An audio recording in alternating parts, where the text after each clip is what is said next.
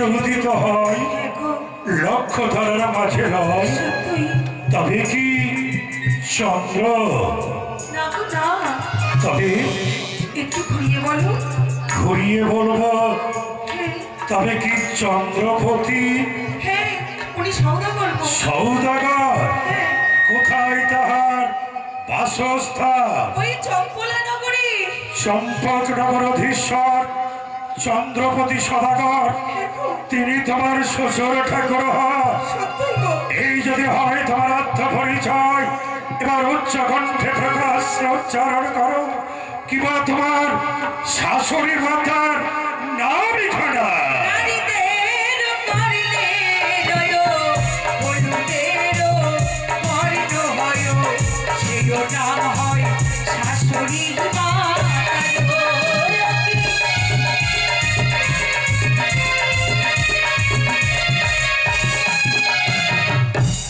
কি বললে? নারীদের কর্ণে রয় হলুদ বর্ণ রং হয়, মা বোনেদের কর্ণে রয় অধিক তাহার মূল্য রয়।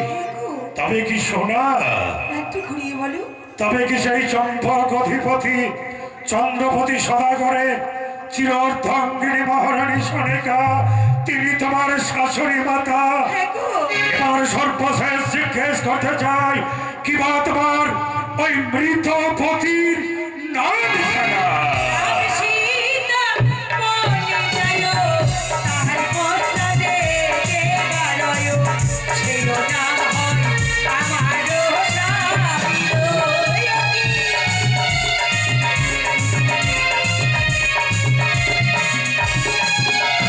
কি বললে? রাম সীতা বনে যায়, তাহার সঙ্গে কে বারয়? লক্ষণ?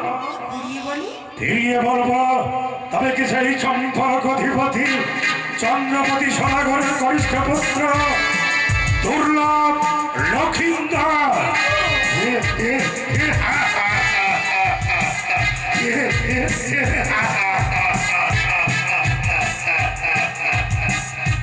দুর্লভ লক্ষিন্দর একদিন আমার প্রিয়তম স্ত্রী মহারানী সুশীলা গিয়েছিল ওই দিকে সরোবরে, তার ভর্ণরূপারণ্য যৌবনে অনুতপ্ত হয়ে গিয়ে নিজের মহিমা বলেও তাকে ক্ষমা করে দিচ্ছে।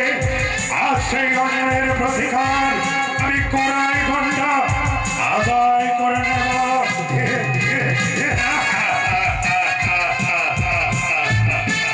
শোনো শোনো নই,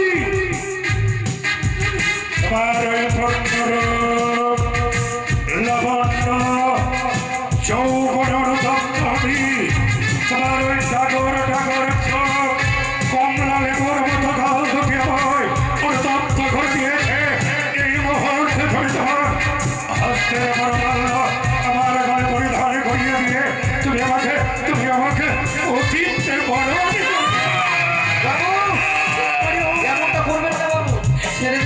মাঝি ভাই, অপদার্থ আমার অন্য লালিত পালিত, আমার সিদ্ধান্ত শেষ কথা, অদূরে সরে দাঁড়াও। একটু বলবি কি? তুমি আমার দুঃখে দুঃখিত ছিলে, আমার পরিচয় কি তুমি জানতে চাও আমার আত্ম পরিচয়? তবে প্রকাশ্য দিবালোকে নির্জন নদী পথে শ্রবণ করো আমার পরিচয়। আমার পরিচয় দানবীর রাজা ধনপতি।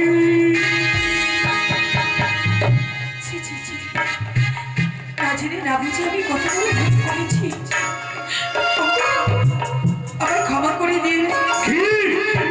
আপনাকে কখন আমি দর্শন করিনি, শ্বশুর ঠাকুরের মুখে শুনেছি আপনার নাম। কি সম্পর্কে আপনি আমার মামা শ্বশুর। অসম্ভব!